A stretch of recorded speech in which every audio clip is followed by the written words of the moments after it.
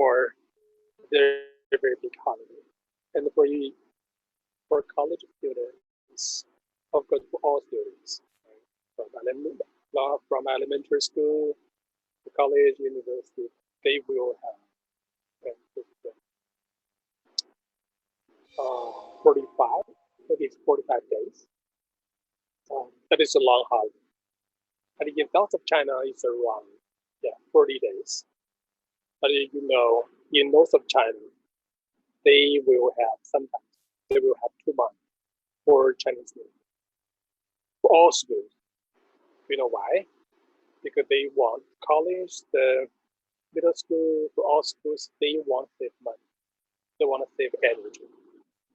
Because in the winter in north of China, it's very, very cold. So every day they must pay a lot of money to buy gas or coal. If they let students stay at home for a long holiday, so all schools can save a lot of money. But in south of China, that is very different. But in north of China,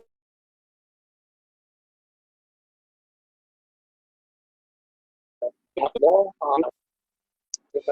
but for summer vacation, they have very, very short one, just 30 days. In south of China, all schools, they will have nearly 2 months for summer holiday, summer vacation.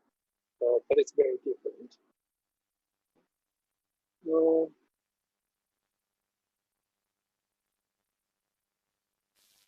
Today we'll have another new topic for our textbook. I think this is the last lecture, the last chapter for all of us this semester.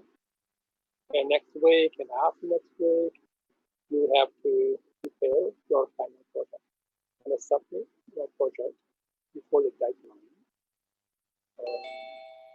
So today, our new topic is about Chinese architecture. First, let me share the screen.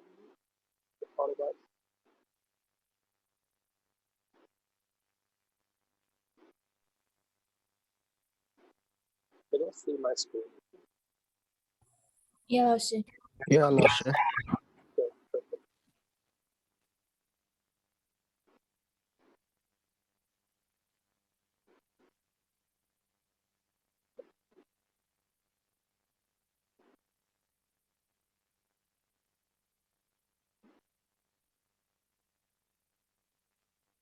The Chinese architecture is also a very, very important part of Chinese culture.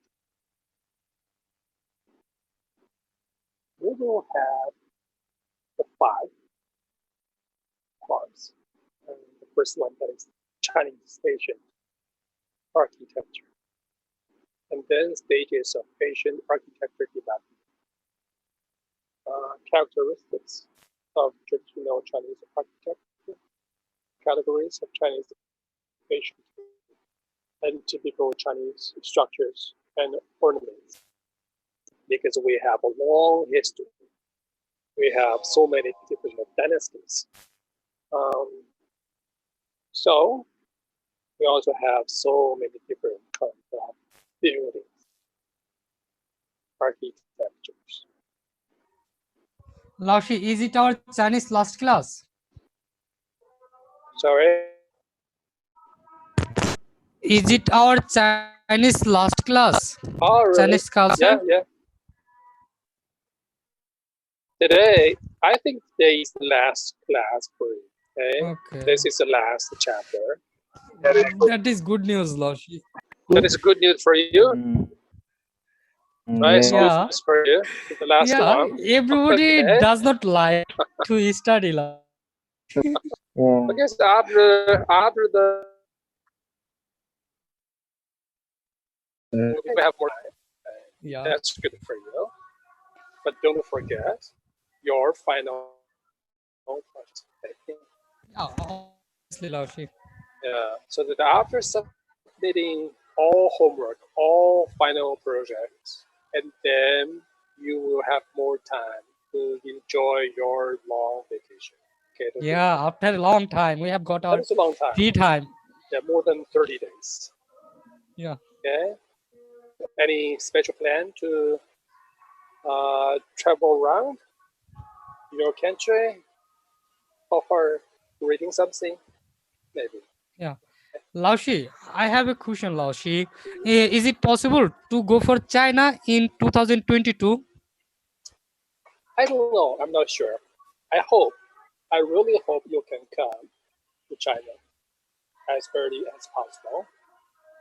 Yeah. But we must wait. We must have the patience to wait the Chinese policy to Yeah, open obviously. this country. That will depend on pandemic situation. If around the world, if the pandemic situation is getting better and better, I'm sure China will be open soon. Right? Okay, please have patience. Okay. Okay. Um, okay, let's keep going for chapter. This is part one. Both Chinese ancient architecture.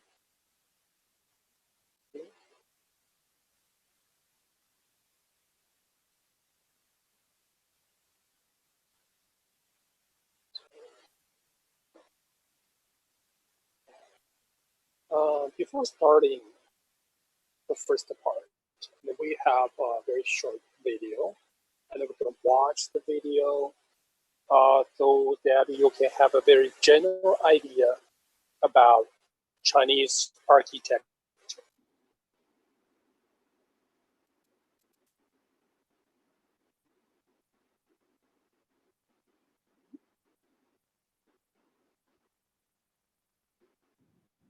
About a pair of chopsticks. Now, a set of chopsticks can be quite easily broken.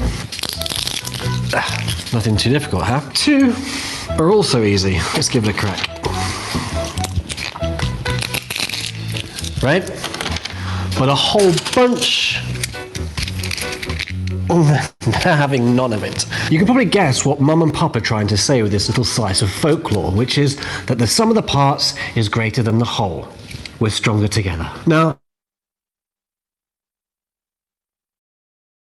like to have fun too. Sorry, a psychopath is a very good point. Now, joking aside, however, it demonstrates very nicely a fundamental rule of physics, one which has been made use of in Chinese architecture since a very, very long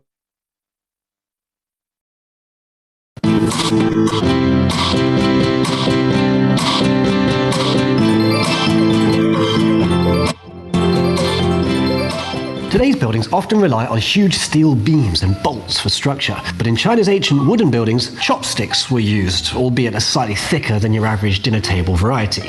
What really boggles the mind, however, is that amongst these buildings there is literally not one single bolt, or nail, or glue, or tape, which no matter how many times you try, you can never get them straight. Anyway, here's a fun little app that lets you try the different parts of the Sunmao and see how they fit together.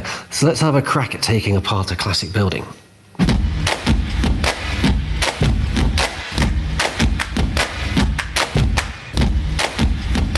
It's actually really hard to tell from the outside, and this is just a small model, so even if you're seeing the real thing, if you haven't seen it before, it's quite difficult to pick out where the joints are and how they fit together, which points to some rather ingenious shenanigans. Now, it's fair enough to wonder if fitting together without any fastenings whatsoever, does it leave the final structure rather weak and, well, wobbly?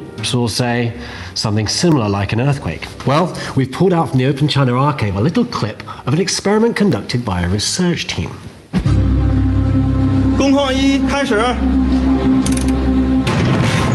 Each tremor lasts 30 seconds. As the magnitude rises, 4, 4.5. Magnitude 7.5 is over 1,000 times stronger than the initial test quake of 4. There it goes. The test now moves beyond magnitude 9.5, the largest recorded quake in history. 10.1级地震开始。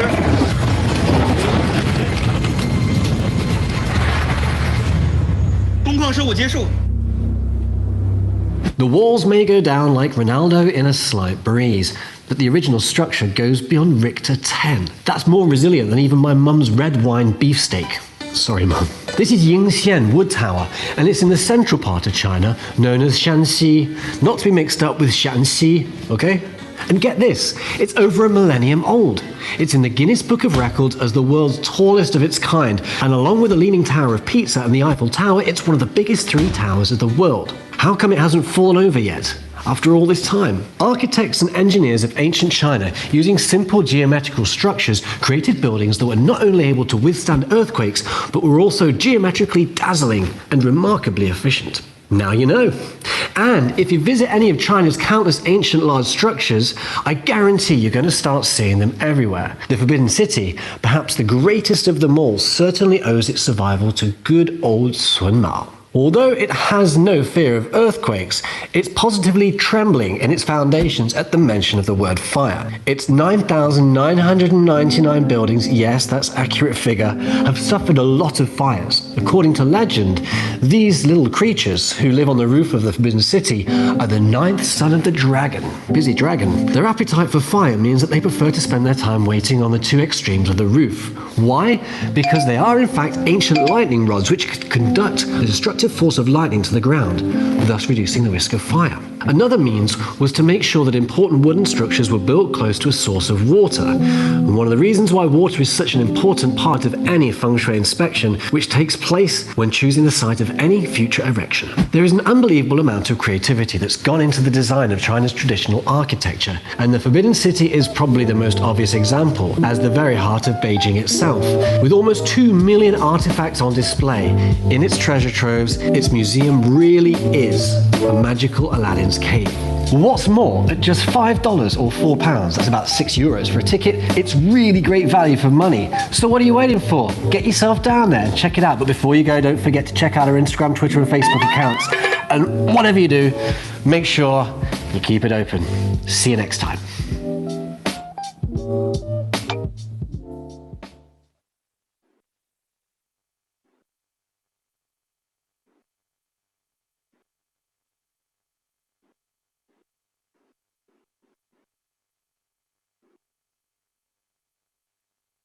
That's the video.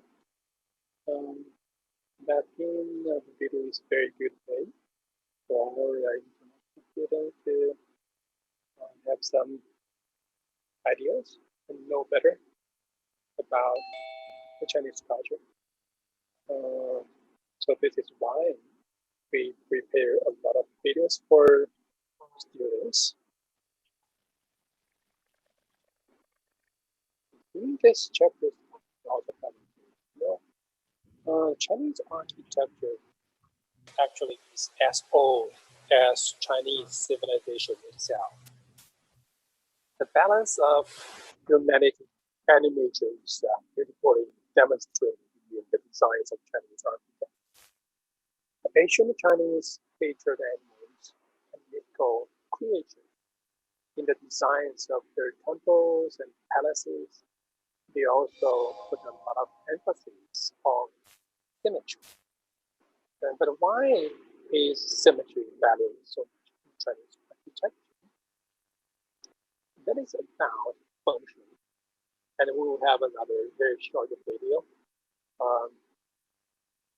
to explain what is feng shui that is so popular in China, from ancient China to now, even now, in modern big cities in Shanghai, Beijing, Guangzhou, Shenzhen, many businessmen or very, very common people, they pay more attention to feng shui when they buy a house, apartment, when they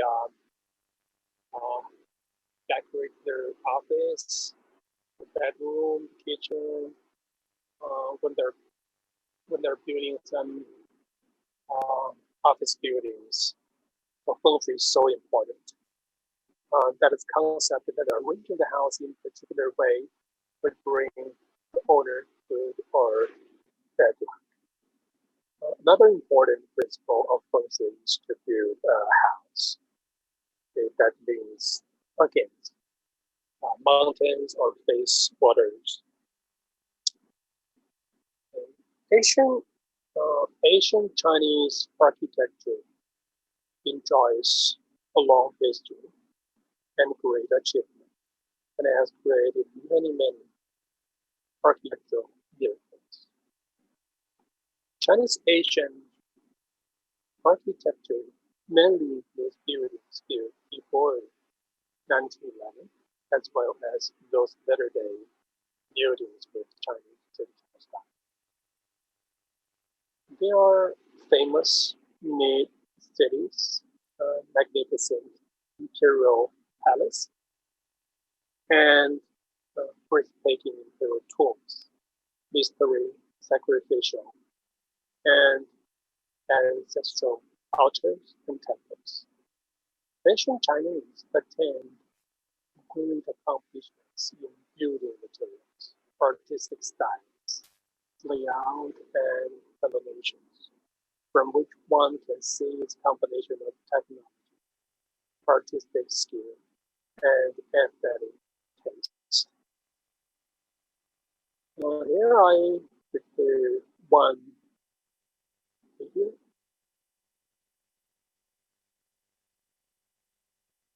Let's take a look first. That is about the feng shui. What is about feng shui? And even for the international students or businessmen, they can buy a lot of books in their home country. Even in the bookstores, they can buy some books related to feng shui. Actually, that is from China. Is decorated. Well, this is far from the truth.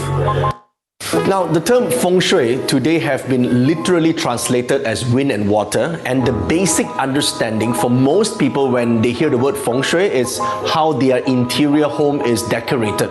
Well, this is far from the truth. Feng shui literally can mean wind and water, but what it describes is a method or a science of harnessing the environmental energies to enhance human lives. Now, if you're interested in learning more, please watch my other videos where I explain in detail what the systems of feng shui is about, and there will be guides for beginners just like you to learn a bit more about what each system entails and how you can actually deploy some of the techniques in your life. Now, if you have not already done so, please subscribe to my channel and click on the bell icon to get notified for any new videos that I will be releasing. A lot of times we have mistakenly think that feng shui means what we put around the house, how we decorate the place, or whether the color schemes are right or not. This is not feng shui, okay? In reality, feng shui is actually a relatively new term to describe what the ancient Chinese philosophers call hamyu. Hamyu is a science of understanding the environment, to understand how nature, Mother Nature, and energy flows from our environment and how to harmonize with it so that these energies can help us in succeeding in life. So the study of feng shui is really about understanding the alignment of 4 specific factors. Number 1, alignment with the environment. Now, when we say environment, we are referring to mountains and water. These are natural Mother Nature contours of the land. Sometimes you may say, I don't see mountain, I don't see water. Well, it's there, obviously. This is the lands have high and low, water has flow as well. These are where energy comes from. When you go to a place, right, when you visit a place, you can literally feel that some places gives you more vibrance. Some places are just dull and, sad and gloomy. These human beings have a reception to these things, okay? So when your environment creates such energy flows. So the study of feng shui is to allow us a specific methodical way to connect to the environment. Now, you may be asking, what's the purpose of connecting to it? What's the point? Well, the point is this: if the environment acts against you, you will feel unhappy, unhealthy, somewhat pessimistic, gloomy. Sometimes you just don't feel good in an area. When our energy level is low, we are more pessimistic, we don't feel like doing things, we feel like complaining all the time. But if our environment supports us, our energy vibration is high, we are more optimistic, we are happier, we are nicer to other people. Look at all the complainers around the world, right? Everyone's complaining, this is not good, that's not good. Maybe the environment is working against them. That's why they're not feeling that they're their best. So the study of feng shui is really about the environment. Now a lot of people assume that feng shui is about the stone lions they have in front of the door or the Chinese decors in the house. That's not. It's just a term describing the science of the environment. Now the purpose is aligning environment with the people of the living in a or working in a specific property.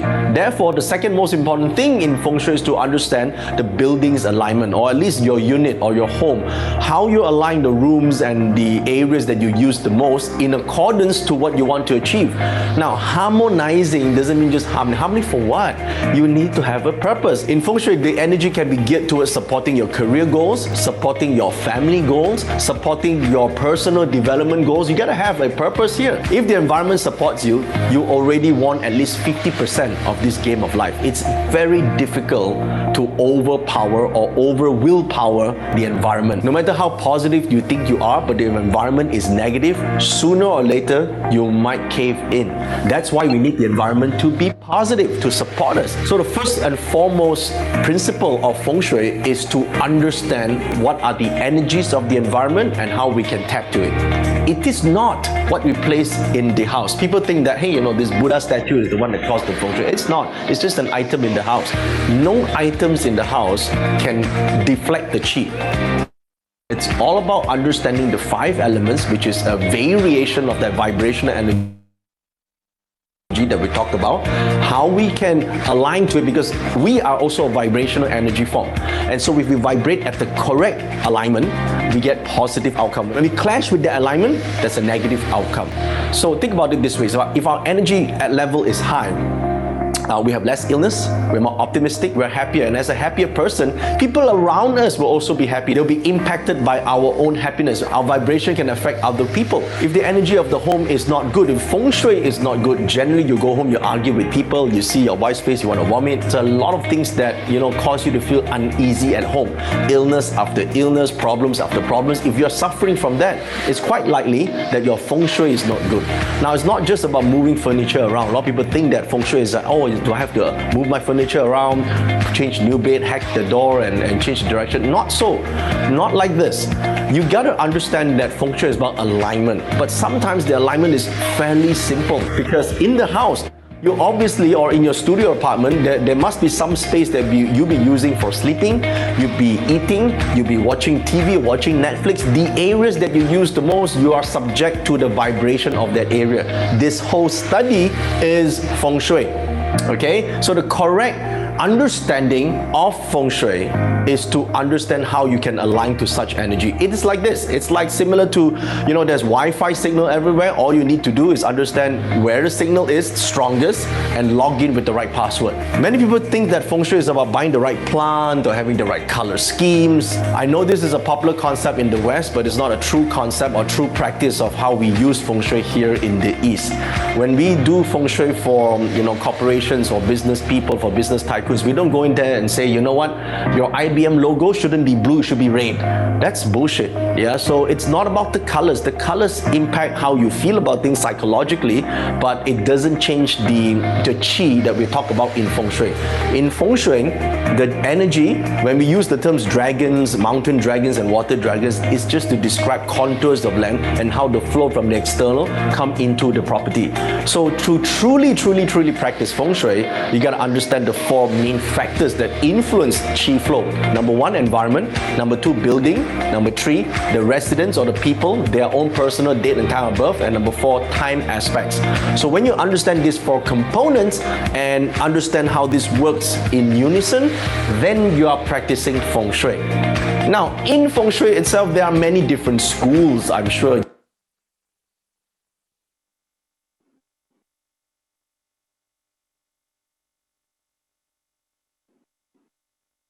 If you have an interest on the topic feng shui or qi, and you can download video or you can watch video on YouTube. They have a lot of videos about feng shui and help you understand what is feng shui, why it is so important in China. So feng shui actually is alignment of 4 elements, right? This guy mentioned for example, energy, environment, building, and the residents.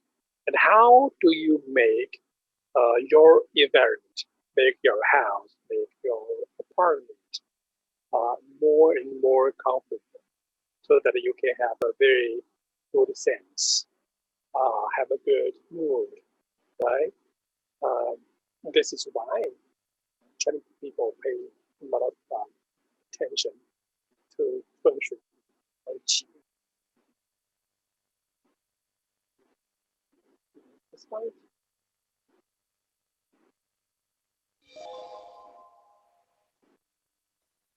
the second point, that is the stages of Asian architectural development.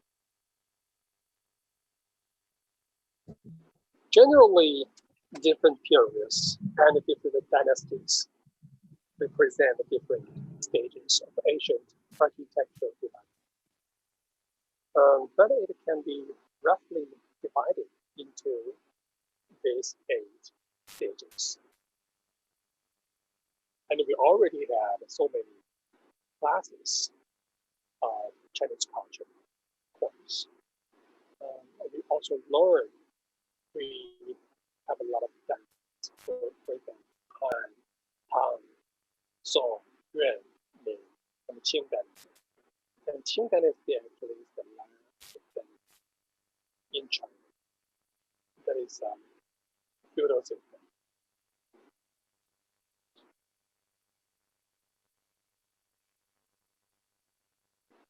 Originally, the residents of ancient Chinese were usually homes or camps. I think that is very similar to your countries, right?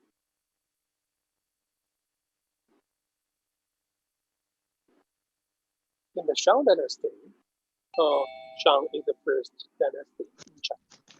वैसे अगे scholar जाके ना जो voting किया कि उन्होंने दिते ना बने ਹੁੰਦੇ ਸੀ छोटे छोटे बालू वगैरह या इस तरह Please mute your microphone. How to mute all?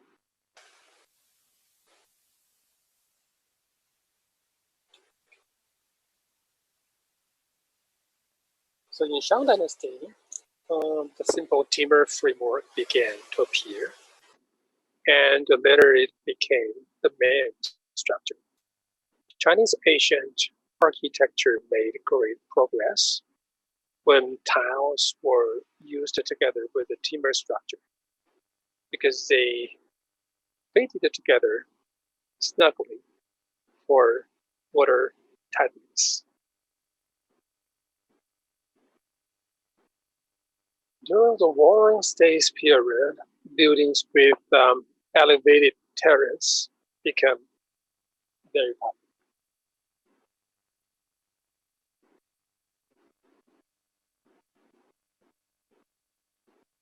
Architects of Han Dynasty demonstrated very sophisticated techniques.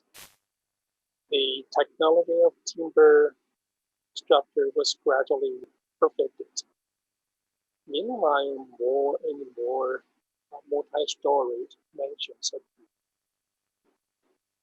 with stones used as building materials. Some buildings were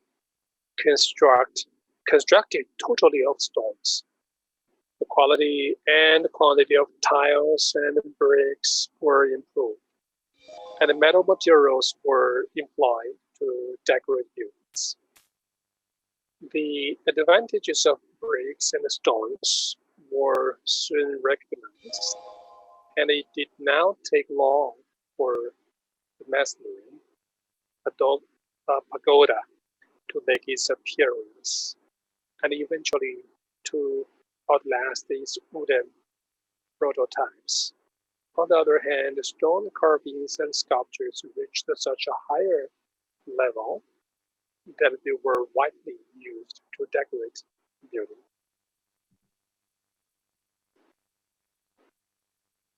This is for Tang Dynasty.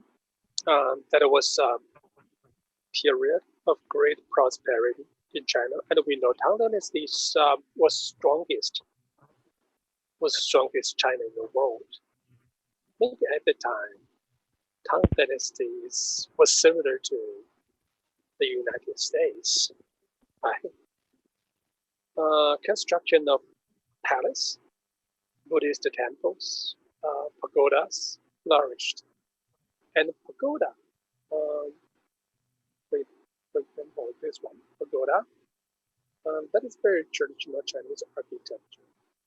So when you come to China, to some parts, the different cities, we have so many different pagoda. And in Chinese pronunciation, that is called ta, pagoda. Maybe in India, Pakistan, maybe in this kind of countries, because the Buddhism is so popular. Pagoda also, yeah, exists in those kind of places. People began to use glazed tiles and carved stones in construction. But please be noted, glazed tiles were only used for king, for emperor, for those kind of very official buildings. For the local people, for the common citizens, that was forbidden for them to use glazed tiles. And brick walls were common in the town structure, but this did not change the unique and prominent feature of the classical Chinese architecture, timber structure. A timber structure, that means the structure was built with wood, right? And towns' residents reflected the strict hierarchy system of feudal society. From the size of the hall and the number of the rooms to its decoration and color, everything was strictly prescribed. Graceful and fancy carvings and mural paintings reached a climax in the early period of the feudal system.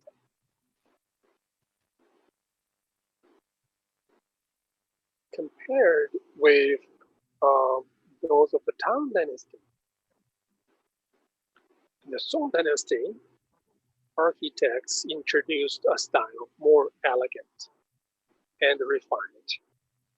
Architectural art reached an advanced level with more and more elegant and flexible designs were created, featuring um, polygonal multi-E roofs and intricate ceiling structures, finely carved doors, windows, columns, and brackets. Most important of all, a well-regulated set of rules governing design and execution was compiled. 营造法式, that is Chinese pronunciation. The English name is called building standards. Architectural design and the use and the shaping of architraves, ties, rafters, purlins, and other elements are fully specified in this book.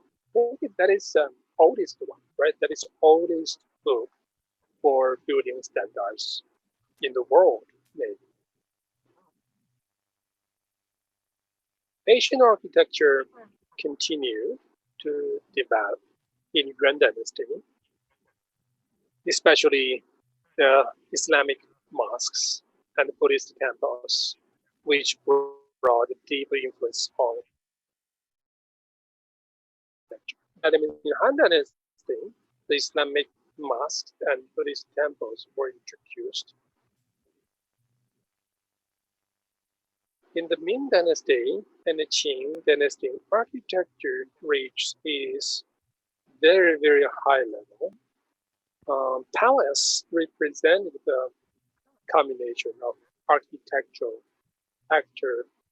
extravagance, mainly through the extensive use of yellow glazed tiles, purple red walls, the white marble, almond stone and metal carvings, gildings, painting, inlaying, the Qing dynasty compiled another grammar book, so they say grammar book, 工程法则. The English name is called Structural Regulations for Buildings. And it was the government manual to standardize architecture.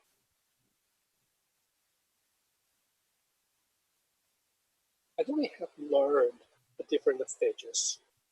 Now we will have a look at some characteristics of traditional Chinese architecture. Traditional Chinese architecture, from imperial palace to civilian houses, featured the following characteristics. The first one, that is traditional Chinese architecture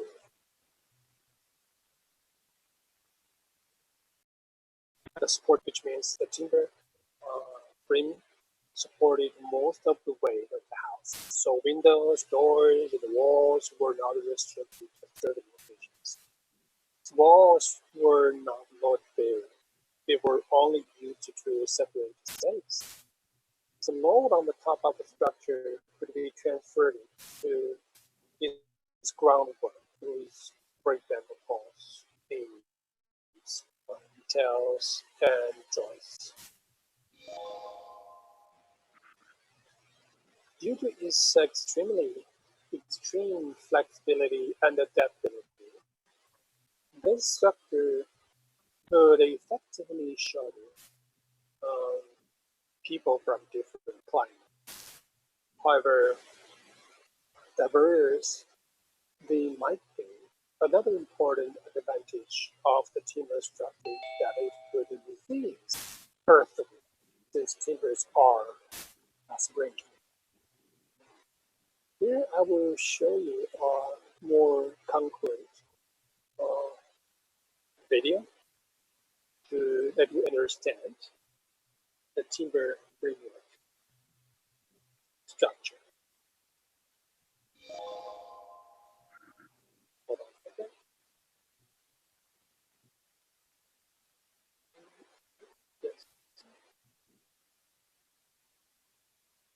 Years, the Forbidden City has withstood over 200 devastating quakes, including the deadliest earthquake of the 20th century. So how has the Forbidden City survived so many quakes? To find the answer, specialist carpenters are building a unique scale model, classic Forbidden City structure. To be as accurate as possible, it is being made using traditional carpentry tools and techniques. The scale is 1 to 5, a fifth of the original size. Engineers have built it on a shake table to simulate earthquake forces, calibrated to the size and weight of the scale model.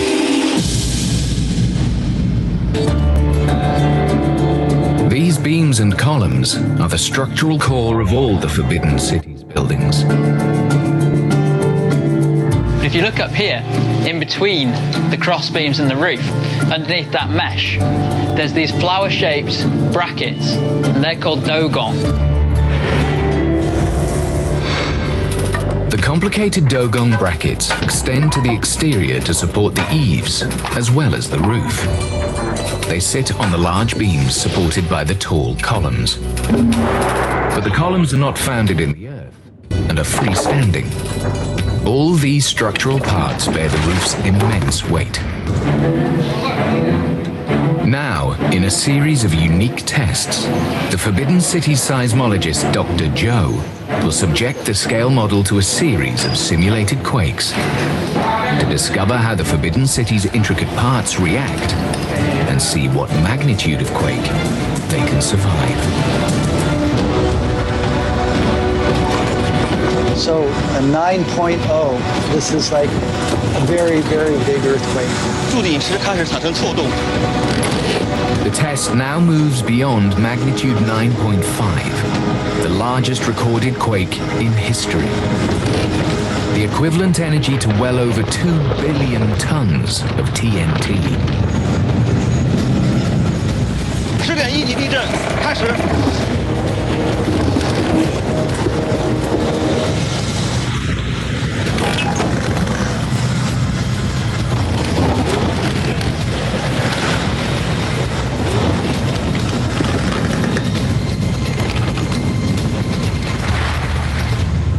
工况15结束。 What was most surprising to me was how much the building could move, how flexible it was. Nothing was damaged, and it could survive a 10.1 earthquake. This is a fabulous proof of the genius of Chinese traditional architecture.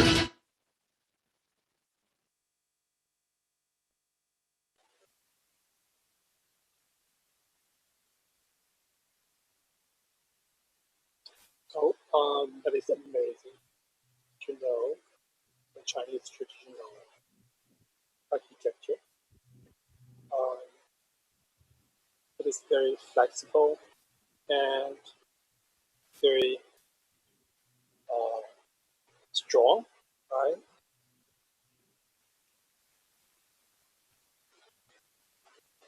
Next slide is about displaying flexible and beautiful layout. Chinese traditional structures were usually based on the principle of balance and symmetry. And for why I told in previous slides. So do you remember that?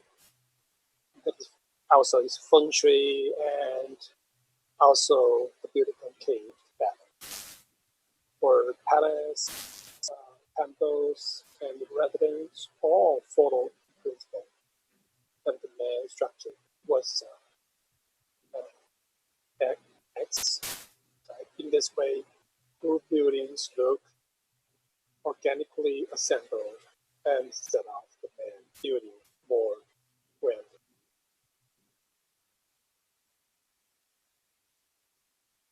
The third one is artistic roof design. Ancient Chinese buildings tended to have huge roofs with extended eaves. This was to ensure enough light and avoid dampening, dampening of the walls. Carved temple roofs had another deep meaning, and Buddhist followers believed that a curved roofs helped to ward off evil spirits. The roofs of ancient Chinese places, temples, and mansions had geometric ornaments called wenshou. Placing animals' figures on roof ribs was a traditional practice. It was believed that immortal beings and various beasts served to protect sacred buildings and keep evil spirits away. The big roofs with rising edges, looking steady and harmonious, not only broaden lighting and make for the drainage of rainwater, but also increase aesthetic interest.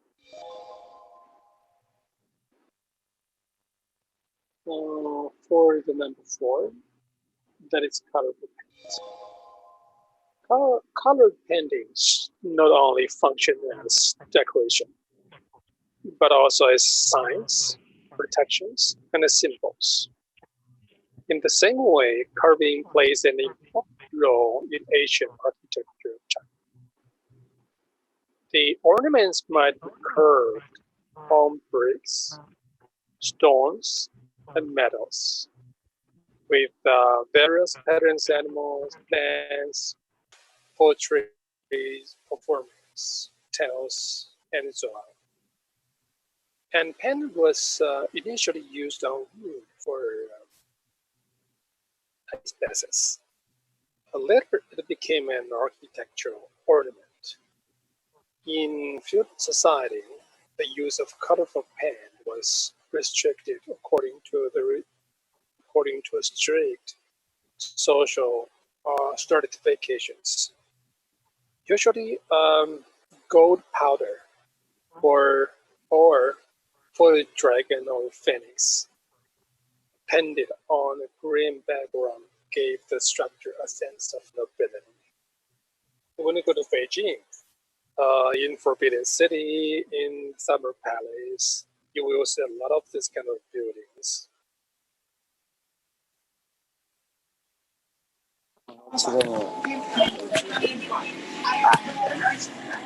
Anybody, please mute your microphone. Please, which student?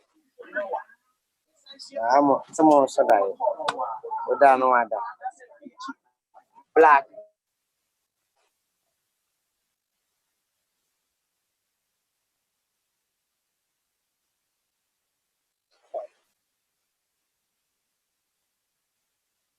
The next slide, that is the last one. The last slide is about the building materials.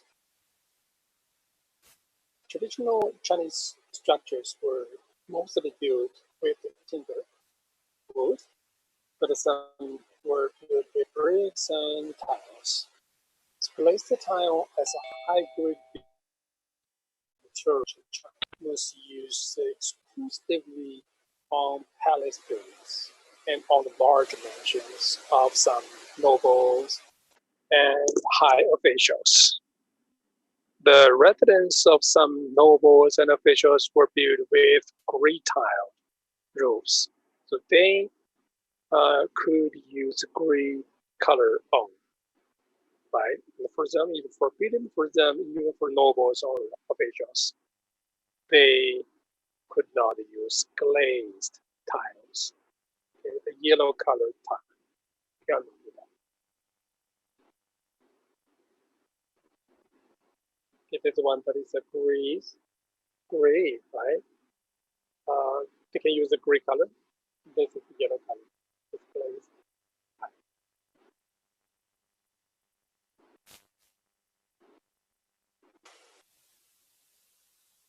Generally, human beings always pursue a cozy, comfortable, fresh, unaffected, and graceful living environment. And we just watched the video, feng shui, right? Ancient people were good at finding harmony between human and nature. That is feng shui. That you can get a balance between human and nature. They created endless space in limited land, following the building principle of returning to nature. And they made full use of the natural conditions and tried every effort to put the layout, shape, and color in harmony with the surroundings. Now let's take a look at the categories of Chinese Asian architecture. Generally, Chinese Asian architecture consists of government architecture and civil architecture. The former mainly include the imperial palace, mausoleums, Buddhist temples, Taoist one, altars, gardens, and other big buildings. Well, the latter refers to all the non-governmental architecture. In a narrow sense, Asian architecture includes important and valuable legacies like palace, altars, temples, tombs, pagodas, cave, towers, bridges, pavilions, as well as other traditional buildings with the respective national styles and local flavors. So in this part, I will introduce you the categories of Chinese Asian architecture from this fact of the following. Civilian residential housing, Chinese ethnic houses, imperial architecture, and Chinese bridges. The last one is Chinese garden.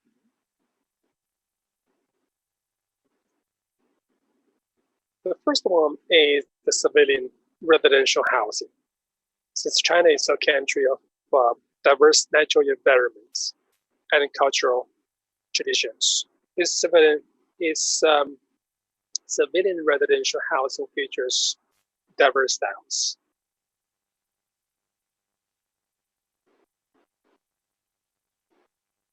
This is about Beijing Siheyuan. So in Chinese, we pronounce Siheyuan. English maybe is called quadrangles. This kind of architectural style exists in both southern and northern China. This style of Yuan in Yunnan in southern China are famous for the elegance of their white walls, black tiles, colorful paintings, and the stone and brick carvings, in addition to lush green foliage. But in north, it represents by Siheyuan in Beijing. That is the symbol of the city. So when you can have a tour around this kind of traditional Chinese architecture. So Beijing quadrangles are formed by 4 inward-facing houses linked by enclosing walls. Principal rooms where family rituals take places and distinguished guests are welcome. The rooms all face the courtyard. Facing the entrance gate, a screen wall is usually built to prevent outsiders from seeing it. A closed building with its high, strong walls, locked gates, and high windows will serve the purpose of security and privacy.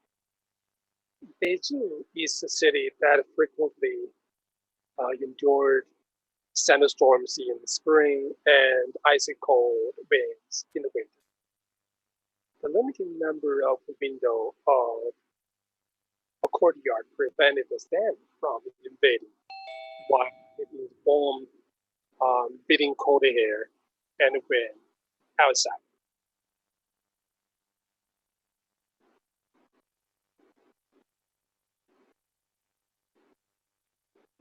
Next slide is also about this kind of building. So I think we could have a video. So from the video, and you can learn something about this building.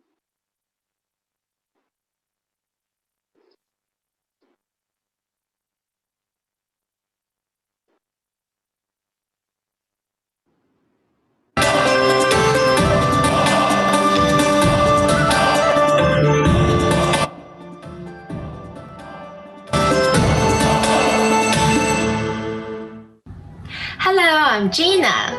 I'm going to take a trip to Beijing. Every time I visit the city, its architecture style attracts me the most because I can always find the local culture and the living habits in it. The most typical and notable type of architecture in Beijing is 四合院. 四 means the number 4. 合 means enclosure. 院 means yard. So 四合院 refers to a courtyard surrounded by buildings all 4 sides.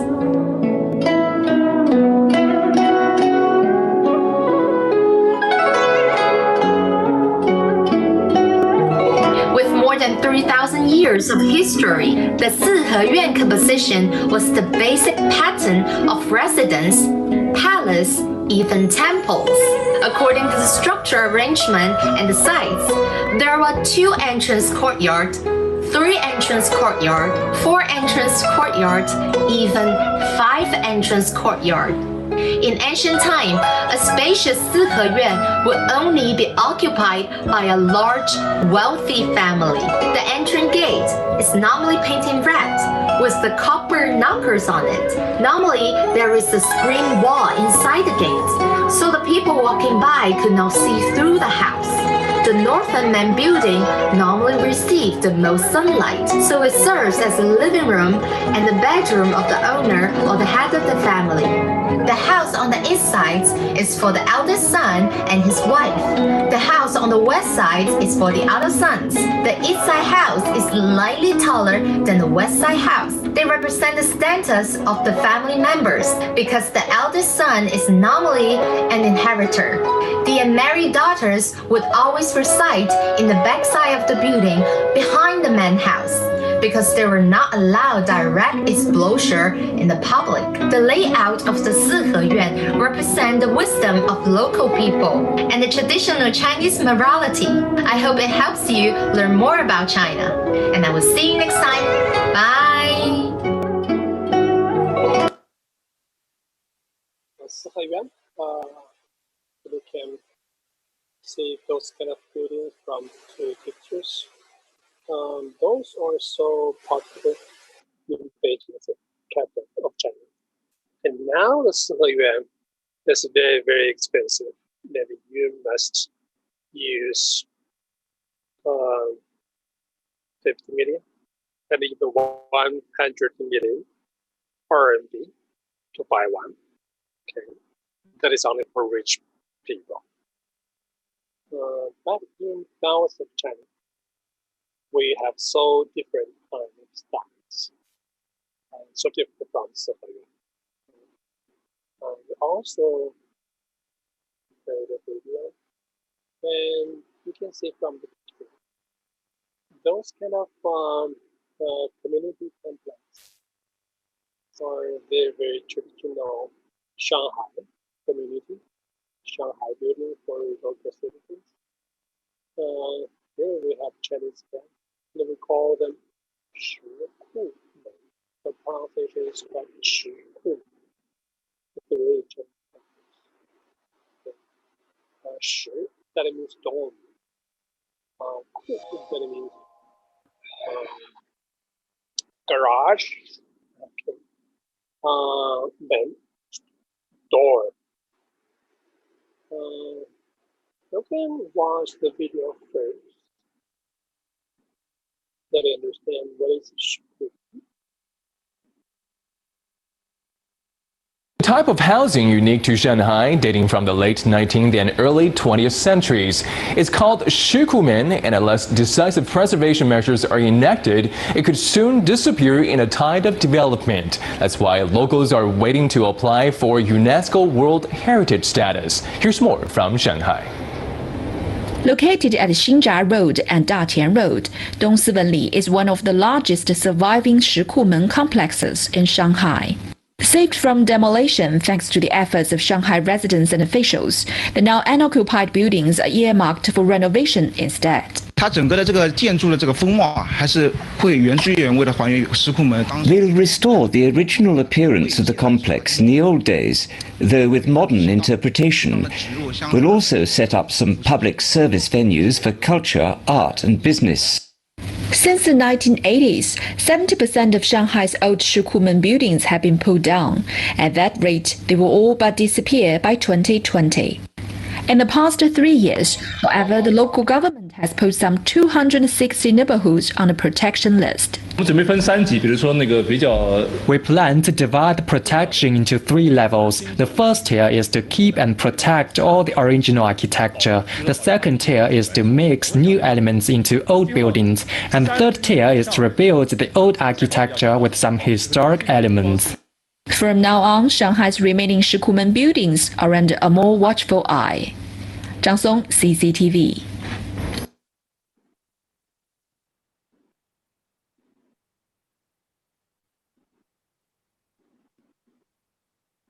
旅行者の皆様へ空いている時期時間帯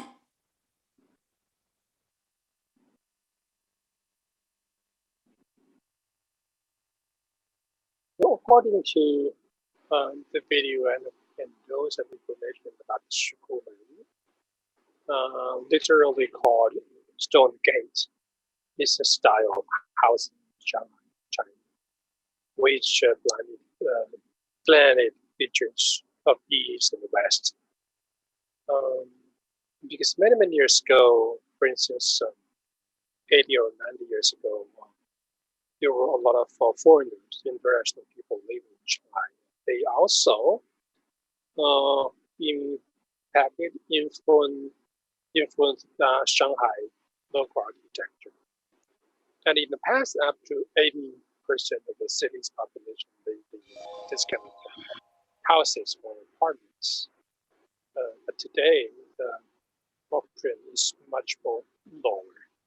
The buildings are getting old and old. And our government will have some good policies and use a lot of money to rebuild this kind of architecture and protect the old buildings.